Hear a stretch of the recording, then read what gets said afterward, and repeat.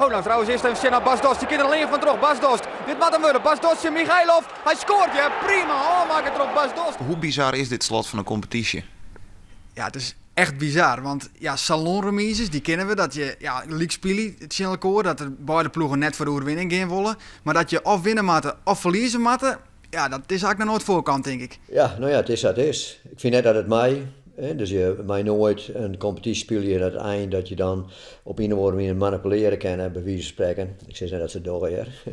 Maar dat de mogelijkheid er wel is, nou, dat je het gewoon niet. Komt hier een goal, komt hier Narsing? Nee, kinderen, ja! Luciano Narsing scoort! Hij scoort, verdikken we nog het aan. Jochen de 20e minuut. Het is 2-3 voor Heerenveen.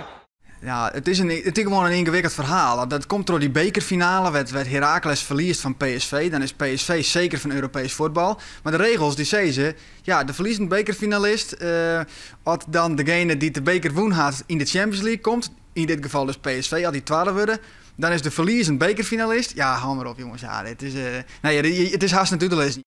Assidi op de as van het veld. Het schot en nee, komt dan net. Nog een keer Assidi. Ja! Osama Assidi, het is toch fantastisch. De 83e minuut. Hij maakt het iedereen gek daar. Wat stel je nou voor? Feyenoord zit 1-0 voor. Ja. Dan komt een prachtig mooie voorzet op Bas Dost. Die springt door op bovenuit. Wat moet hij doen? Erin koppen? Ja, erin kop.